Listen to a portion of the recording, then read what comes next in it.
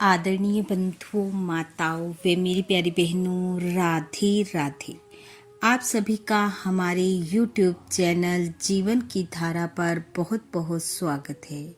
बंधुओं, आज हम इस वीडियो में भगवान विष्णु व उनकी भक्त बुढ़िया माई की कथा सुनेंगे, जिसे सुनने सुनाने से भगवान श्री हरि की कृपा से मनुष्य जो चाहता है वही पाता है।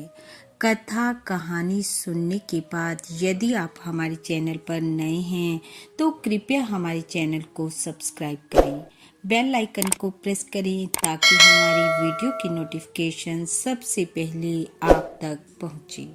वीडियो को शेयर व लाइक भी जरूर करें। कथा कहानी के अनुसार एक गांव में एक बुढ़िया माई अपने 2 बेटे 2 बहुओं के साथ रहती थी। बुढ़िया माई भगवान श्री हरि की परम भक्त थी और भगवान श्री हरि की भी बुढ़िया माई पर अपार कृपा थी। बुढ़िया माई के घर में अन्न धन संतान सुख व किसी चीज की कोई कमी नहीं थी। बेटे बहुएं बुढ़िया माई का पूरा मान सम्मान करते, पोते पोतियां बुढ़िया माई से बहुत प्यार करते और बुढ़िया माई सब सुखों को भोगते हुए अपना पूरा समय श्री हरि की पूजा में व्यतीत करती। एक दिन उसके छोटे बेटे ने कहा, माँ, तुम भगवान श्री हरि की बहुत पूजा करती हो और भगवान की भी हम पर अपार कृपा है। हमारे घर में किसी वस्तु की कोई कमी नहीं है, फिर तुम भगवान की इतनी भक्ति क्यों करती हो, इतना पूजा पाठ क्यों करती हो? बुढ़िया माई ने कहा, बेटा, उस प्रभु की कृपा से सब कुछ है मेरे पास। बस अब तो एक ही इच्छा है कि भगवान श्री हरि के दर्शन हो जाएं और ये देह छूट जाए। माँ की बातें सुनकर उसका बेटा हंसने लगा और कहा, माँ, भगवान ऐसे थोड़े ही मिलते हैं। उनको पाने के लिए तो घर बार छोड़कर जंगलों में जाना पड़ता है, साधु संतों का संग करना पड़ता है, वन वन घूमना पड़ता है, तब कहीं जाकर भगवान के दर्शन होते हैं। ऐसे नहीं होते। बेटे की कही बातों का बुढ़िया माई के मन पर ऐसा प्रभाव पड़ा कि बुढ़िया माई ने अगले दिन ही घर बार छोड़ दिया। बुढ़िया माई सुबह सवेरे उठी, स्नान ध्यान किया और बिना किसी को कुछ कहे घर से निकल पड़ी। भगवान का भजन करती जा रही है और चलती जा रही है। चलते चलते उसे रास्ते में एक और बुढ़िया माई मिल गई। उसने पूछा, बहन, भगवान का भजन करते हुए कहाँ जा रही हो? पहली बुढ़िया माई ने कहा, भगवान श्री हरि का दर्शन करने जा रही हूँ। दूसरी बुढ़िया माई कहने लगी, अच्छा, मंदिर जा रही हो? उसने कहा, मंदिर नहीं, मैं साक्षात प्रभु के दर्शन को जा रही हूँ। दूसरी बुढ़िया माई ने कहा, मैं भी चलूं तुम्हारे साथ? वह कहने लगी, चलो। अब दोनों बुढ़िया माई भगवान का भजन गाती जाएं और चलती जाएं। कुछ दूर चलने पर उन्हें एक और बुढ़िया माई मिल गई। उसने भी वही प्रश्न किया। उन दोनों ने कहा, हम भगवान श्री हरि से मिलने जा रही हैं। वह कहने लगी, मैं भी चलूं तुम्हारे साथ? और यह कहकर तीसरी बुढ़िया माई भी उनके साथ चल दी। अब तीनों श्री कृष्ण गोविंद हरे मुरारी, हे नाथ नारायण वासुदेव का भजन करती जा रही हैं और चलती जा रही हैं। भगवान नारायण बैकुंठ में बैठे तीनों को देख रहे हैं कि मीरा भजन कर रही हैं और मुझसे मिलना चाहती हैं, मीरा दर्शन पाना चाहती हैं।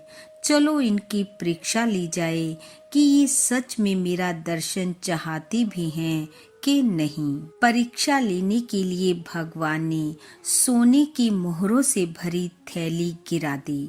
पहली बुढ़िया माई भजन करती हुई आगे निकल गई। उसने देखा तक नहीं। दूसरी बुढ़िया माई भी अपने ध्यान में मगन थी। उसकी भी नजर थैली पर नहीं गई। तीसरी बुढ़िया माई का पांव मोहरों पर पड़ गया। उसने उठाकर देखा तो सोने की मोहरें। उसने मोहरें उठाई और कहा, मुझे तो भगवान ने धन दे दिया।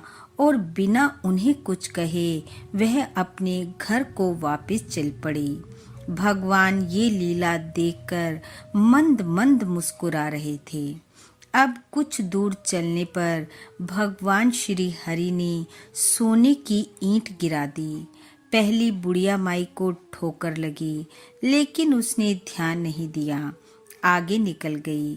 दूसरी बुढ़िया माई को ईंट से ठोकर लगी तो उसने देखा ये तो ईंट है और वो भी सोने की।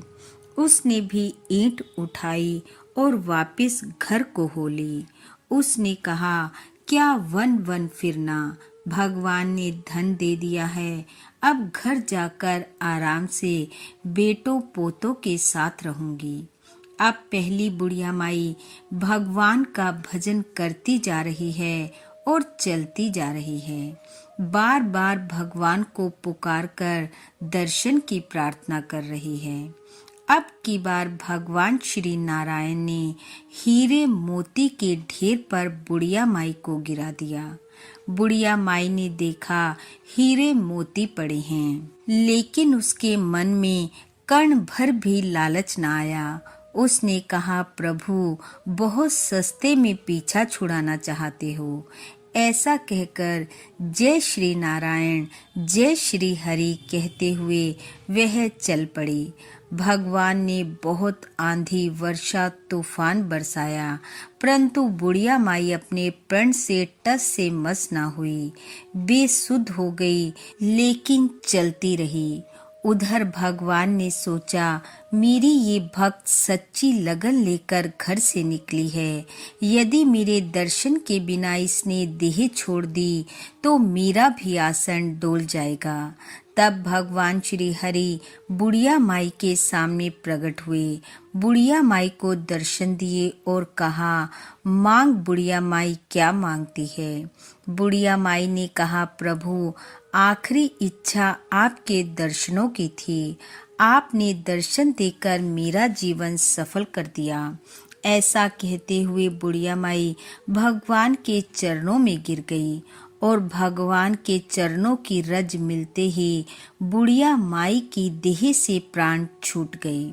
बैकुंठ लोक से अति सुंदर विमान उतरा। भगवान श्री हरि ने स्वयं अपने साथ बुढ़िया माई को बिठाया और बैकुंठ लोक को ले गई।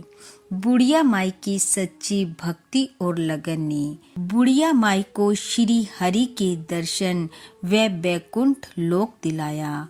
और वह दोनों बुढ़िया माई मृत्यु के पश्चात जब धर्मराज की अदालत में पहुंची तो धन के लालच में भक्ति छोड़ने और बिना बताए वापस घर लौटने की सजा के रूप में दोनों को नरक भेजा गया। हे भगवान श्री हरि, जैसी कृपा आपने पहली बुढ़िया माई पर की वैसी सब पर करना। इस कथा कहानी को सुनने वाले सुनाने वाले सब पर अपनी कृपा बरसाना। जिसके मन की जो इच्छा हो उसे पूर्ण करना। इन्हीं शुभकामनाओं के साथ आप सबका बहुत बहुत धन्यवाद। राधे राधे।